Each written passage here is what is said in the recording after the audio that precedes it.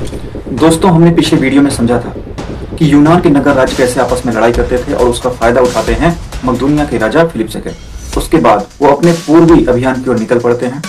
उसके बाद उनका बेटा पूरे विश्व को जीतने के उद्देश्य से निकलता है, लेकिन उसकी मृत्यु हो जाती है वो आपसी समय। उसके बाद उसका राज्य 3 पार्ट में बिखर जाता है और उसके बाद कम से कम 100-150 साल तक राजनीतिक शून्यता की स्थिति होती है।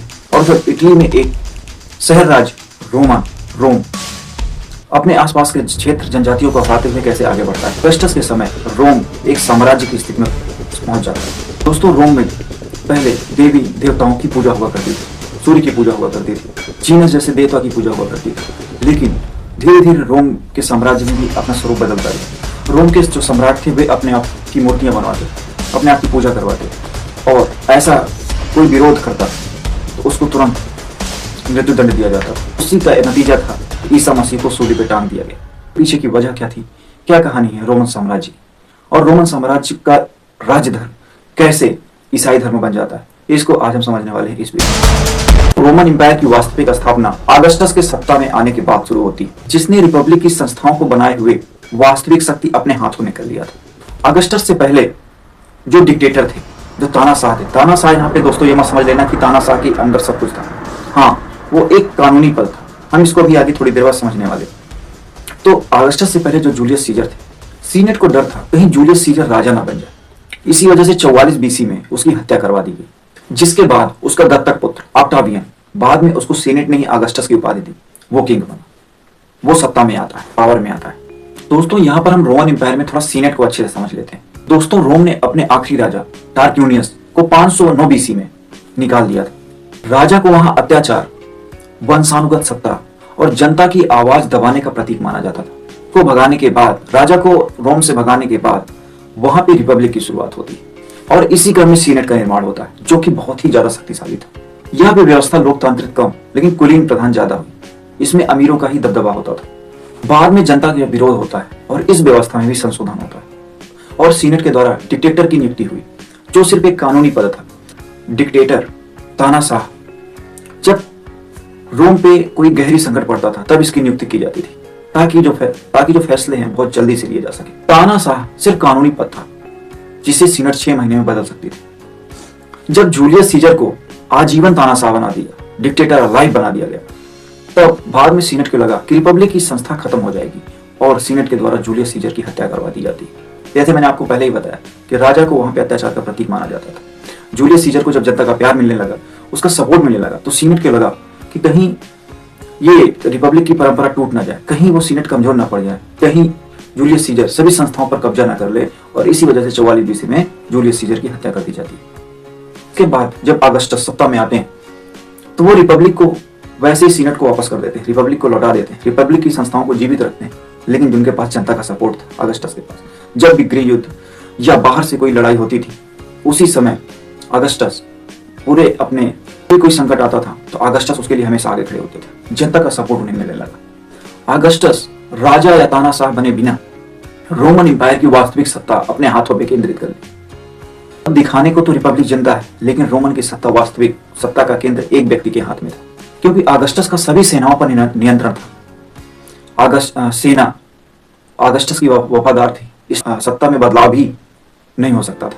उसे किसी भी कानून पर वीटो करने का अधिकार था। जनता की रक्षा करने का अधिकार। रिपब्लिक का सर्वोच्च अधिकारी, धार्मिक में भी सर्वोच्च पद।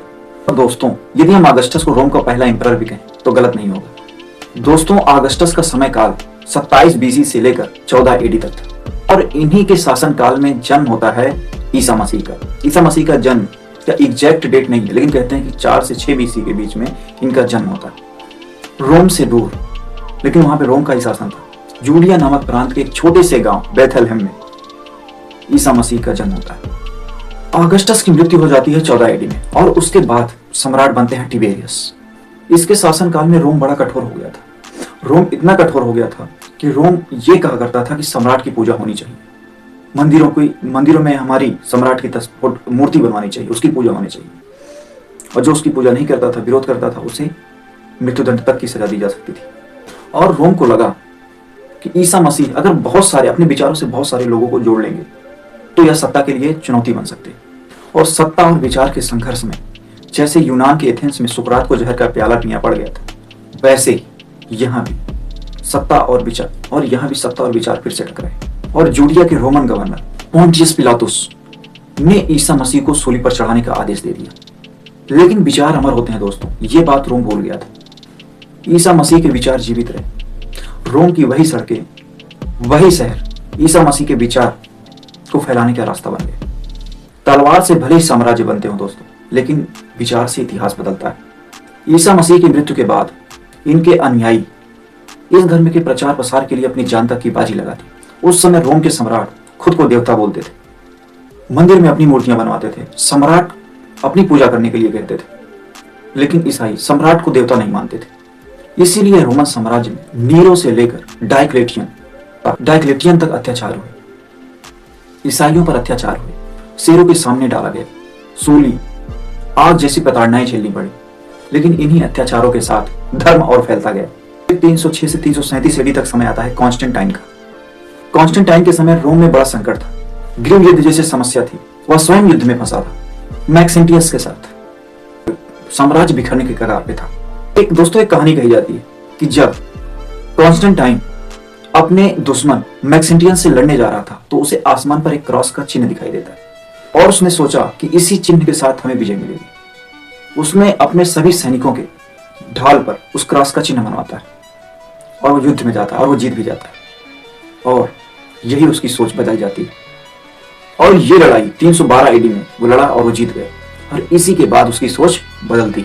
और दोस्तों अगले ही साल 313 एडी में ईसाई धर्म को आजादी मिल जाती है। सभी को अपने अपने धार्मिक मान्यताओं को मानने की आजादी मिल जाती है। अब ईसाई धर्म मानना अपराध नहीं, चर्च को उसकी जमीन वापस दिया जाता है, चर्च को धन वापस किया जाता है। ईसाई धर्म अभी राज्य धर्म नहीं बना था, हाँ वैध हो गया था, अब उसको मनाने की आजादी थी, उसको मानने की आजादी थी। 337 एडी में कॉन्स्टेंटाइन मरते समय खुद ईसाई धर्म को स्वीकार करता है। कॉन्स्टेंटाइन के बाद 380 एडी में राजा बनता है थियोडाइसस फर्स्ट और इसने ईसाई धर्म को राज्य धर्म का दर्जा दिया। तो यहां से दोस्तों ईसाई धर्म रोमन साम्राज्य का राज्य धर्म बन जाता है और पूजा पर रोक लगी। चर्च राज्य का साथी बना और सम्राट धर्म की रक्षा करने वाला। तो दोस्तों आप लोगों ने समझा होगा कि ईसाई धर्म ने रोमन साम्राज्य में कैसे अपनी कितनी कठिनाइयों के बाद अपनी जगह बनाई, लेकिन धीरे धीरे ये चर्च व्यवस्था पूरे यूरोप में अपना प्रभुत्व बना लेती। धर्म अपने मूल स्वभाव में नहीं रह जाता। कर्मकांड, भ्रष्टाचार और मध्यकाल आते आते अंधकार युग की शुरुआत हो जाती है, जहां पर दर्शन, धर्म, तर्क, वितर्क सभी पर एक अधिकार चर्च का रहता है। और इसके बारे में हम लोग नेक्स्ट वीडियो में बात करेंगे कि कैसे सर्वव्यापी चर्च व्यवस्था रोमन कैथोलिक सिस्टम ने पूरे रोमन एम्पायर पे कैसे कब्जा कर लेता है। आने वाले समय में रोम 2 पार्ट में बढ़ जाएगा, पूर्वी रोमन साम्राज्य और पश्चिमी रोमन साम्राज्य। और ये कैसे होता है, इसके पीछे की कहानी क्या है, अगले वीडियो में हम लोग जानने का प्रयास करेंगे। यदि आपको वीडियो पसंद आ रही हो तो आप लोग जरूर सब्सक्राइब कीजिए। बहुत बहुत धन्यवाद।